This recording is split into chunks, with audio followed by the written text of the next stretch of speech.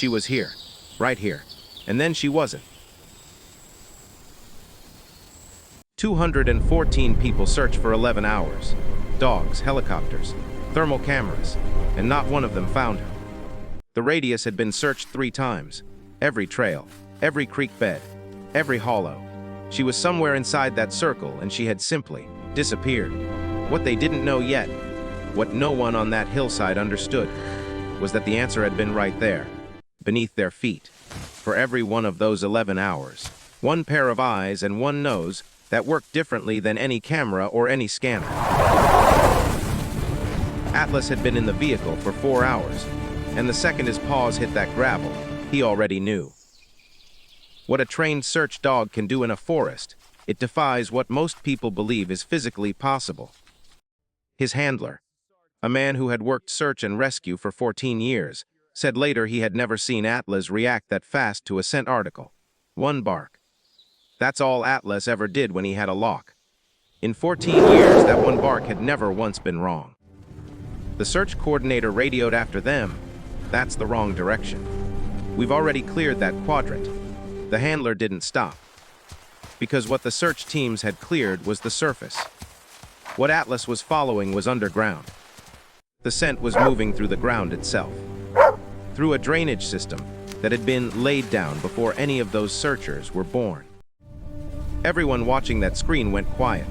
That wasn't random. That wasn't a dog following a trail. That was a dog following a certainty. Atlas had learned one thing. Wait. Make them come to you. The handler looked into the dark. Then he looked at Atlas. And then he said 3 words into his radio that ended the search. Her name was Lily. She was 6 years old. And at 7:43 in the morning, she walked 20 feet to the edge of the campsite to look at a butterfly she'd spotted in the trees. That was the last time her parents saw her. One moment she was there. The next, the trees had simply taken her. Have you ever stood at the edge of a forest and realized you could step inside and vanish, that the world behind you could disappear in 30 paces? That's where Lily was. Her mother said Lily had done it before, wandered just a little too far, just a few feet past where she should. But she always came back. The first dog on scene, a bloodhound named Ranger, picked up a trail that led 400 yards east to the creek, and then stopped, cold. The trail vanished at the water's edge. The creek was the first dead end, but it wouldn't be the last. By noon, they had 50 volunteers. By 2 p.m., 2 helicopters. By 4 p.m., they called in the National Guard. And still, nothing. The answer, the one they didn't have yet, is that you can search above ground perfectly and still miss everything. If the child isn't above ground, she was 12 feet underground. Under the forest, beneath every search team's boots, ran an old drainage network that had been forgotten by everyone except the county archives. Lily hadn't crossed the creek. She'd gone under it, down a drainage inlet hidden by brush, into a concrete pipe 2 feet in diameter, just wide enough for a small child to fit through. 6-year-olds are drawn to exactly one thing before reason kicks in, the unknown. The dark hole in the hillside must have looked like a door to another world.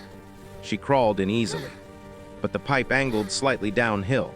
She was trapped not because the pipe was locked. She was trapped because physics and 6-year-old arms and a gentle concrete slope combined to create something no search team had planned for. She had called out. Her voice would tell us that later. Hoarse, barely there, rubbed raw. She had called until she couldn't anymore. By the time Atlas arrived, Lily had been inside that pipe for 11 hours and 22 minutes. The temperature inside the concrete drainage system had dropped to 48 degrees Fahrenheit. At that temperature, for a 45-pound child with no food and no water, the medical team was working against a countdown they didn't know the number of. 1 shoe. We knew what that could mean.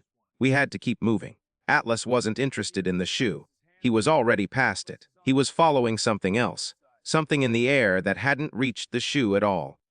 What Atlas was smelling at that moment, what no human in that forest could ever detect, was the presence of one child's specific biological signature. The searchers had marked that hillside as impassable. Atlas marked it as found. 8 minutes of cutting through blackberry with folding tools. Atlas sat the entire time, patient, certain, waiting. Then the brush parts, and from inside the pipe, a sound. a sound no one had heard in 11 hours. It was barely there, like wind through a drain, like something trying to be heard across an impossible distance. We have possible auditory contact. Get medical up here. Now. Med team mobilizing. ETA 3 minutes. No adult on that hillside could fit through the inlet, and the pipe had been built in sections, no access hatches. They would need to cut through concrete or find another opening. The outlet end of the pipe was underwater. She couldn't have come out that way, even if she'd wanted to. Move! We're almost there! Rope secure! Pump engaged! Water is flowing! Like Atlas was saying, she's still there. She's still okay. Keep going. 68 centimeters of concrete between them and her. The cutting team worked like they were defusing a bomb, every movement deliberate, every second counted. Then, from somewhere in the dark, one word, hello. 11 hours and 41 minutes, and a 6-year-old girl answered back, I'm really cold. What happened in the next 22 minutes would test everything the rescue team had. Moving a child from that environment incorrectly, too fast, with sudden exertion, could trigger cardiac complications from the cold. They had to bring her out slowly, and slowly felt like forever. There she was.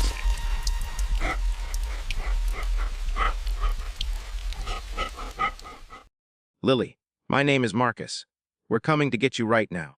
But I need you to stay exactly where you are, okay? She had been holding herself that way for hours. The position, knees to chest, arms wrapped, is the body's last instinct for heat conservation. Have you ever tried to help someone you could see but couldn't reach? That specific helplessness, knowing exactly where they are, is something that never leaves you. They chose option 3, and the woman who volunteered, a trainee on her second deployment, didn't hesitate for even 1 second. Her name was Deja. She had been on search and rescue for 8 months, and she was the only person small enough to reach Lily. Nobody spoke. Nobody breathed. The only sound was the sound of concrete and a woman moving through a darkness that the rest of us could only watch. From the outside, you could hear her voice, low, steady, speaking to Lily the entire time. I'm coming, sweetheart. I can see you. You're being so brave. Hypothermic children are unpredictable. Later, Deja told us what Lily said.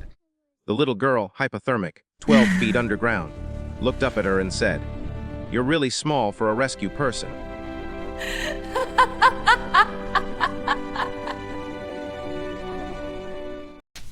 Stay still, Lily. I'm wrapping you. Okay, Deja. Good. Now the harness. Almost done. It's tight. Okay, we're gonna slide you out.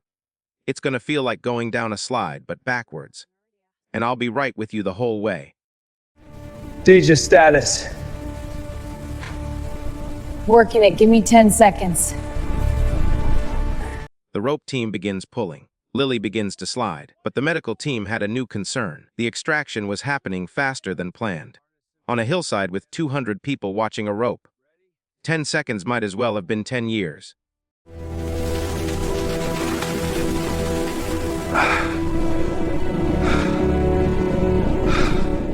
And Lily's core temperature, unknown, unmonitored, could be lower than they'd estimated. The fastest path to warming a hypothermic patient is sometimes the path that ends them. She was out. After 11 hours and 49 minutes, she was out, and the first sound from Lily as the night air hit her face was not a cry. It was a name. She didn't know Atlas's name. She hadn't seen him. She had been 12 feet underground, and somehow she knew there was a dog.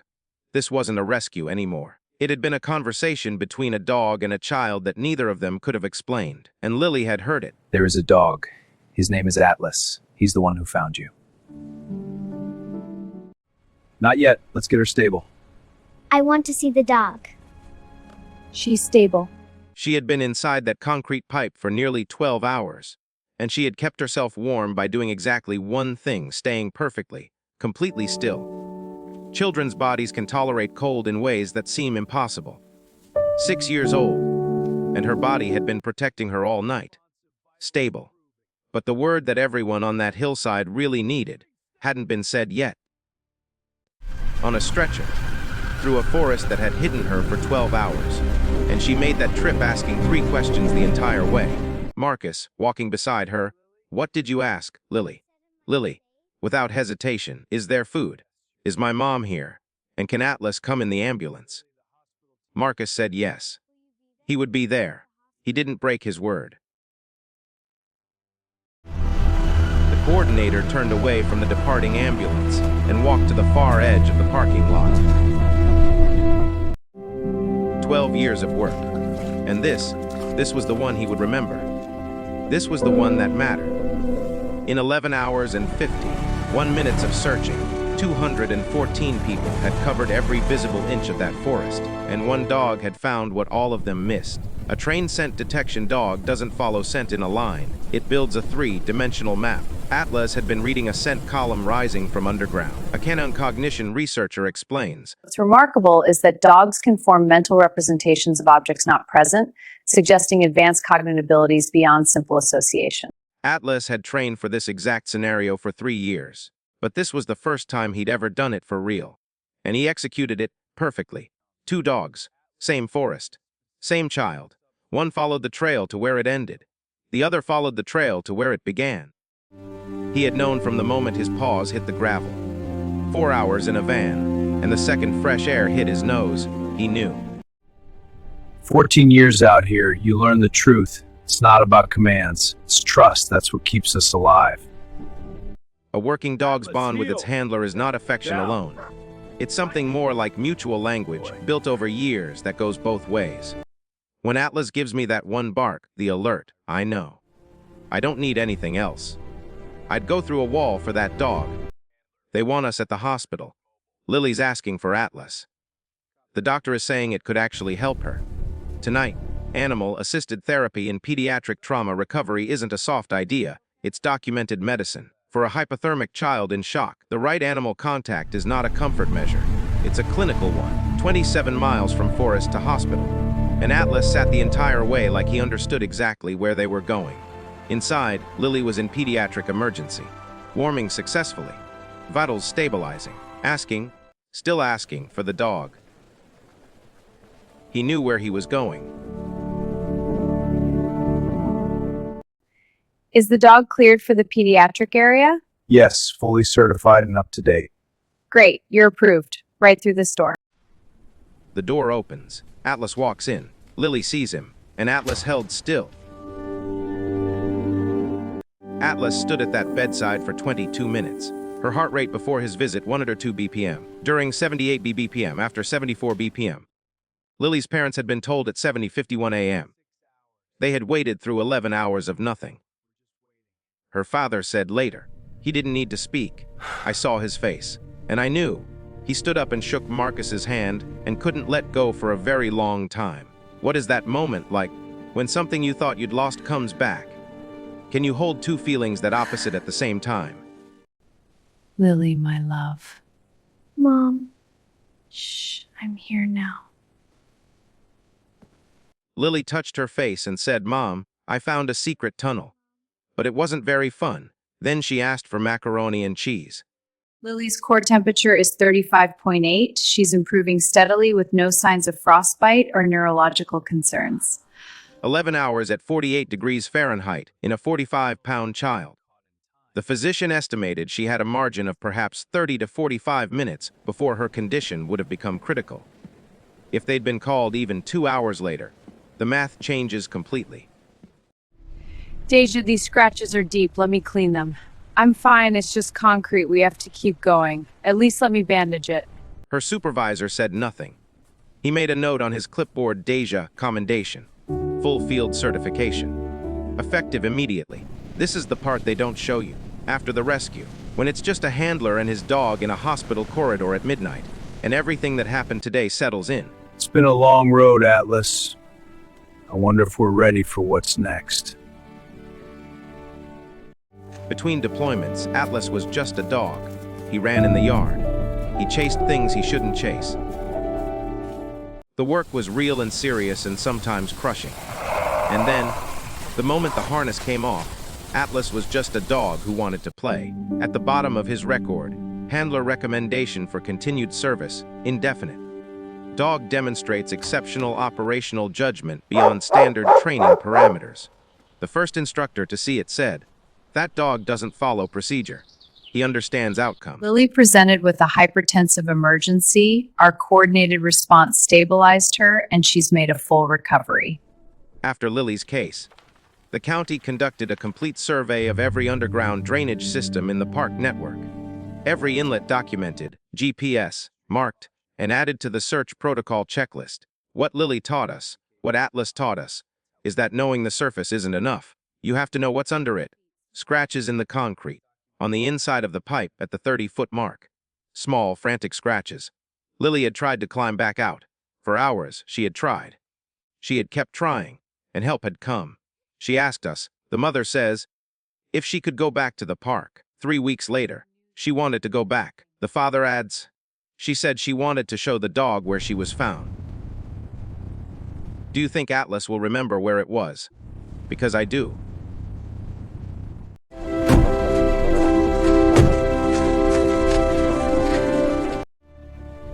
Atlas, go on! The hillside is just ahead. Look, the grate is different. Stay alert. How did you know I was in there? She asks it to Atlas directly, with complete seriousness. Atlas looks at her. And for a second, everyone there was just grateful to be alive. What started as a missing child case had ended with a county-wide overhaul of trail safety systems. Over 40 drainage inlets across 3 park areas, now documented and secured. This is a search and rescue dog. That's right. He's very brave. He helps find people who are lost.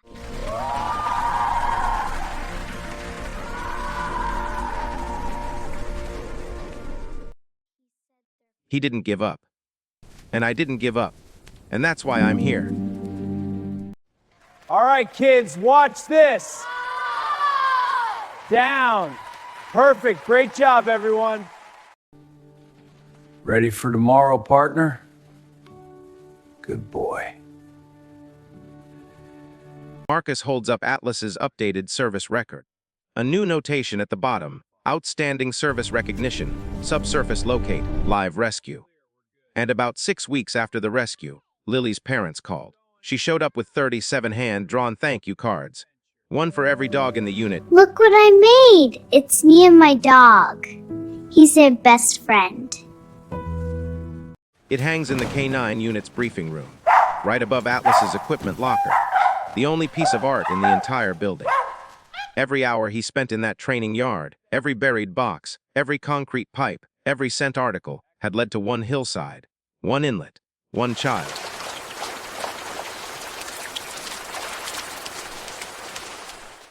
The dog in the story loves to run in the park. Oh, you like this story, buddy? I love you. If this story moved you, if Atlas and Lily stayed with you, hit subscribe. Stories like this happen every week. Most of them never get told. I've been doing this for 14 years. And this job will make you believe in dogs in a way you didn't think was possible. Every video on this channel is one of those stories. Leave a comment below. Did you know that dogs could track scent through underground drainage systems? Beautiful day for this. Yeah, perfect. Thank you for watching. For Lily, for Atlas, for all of them.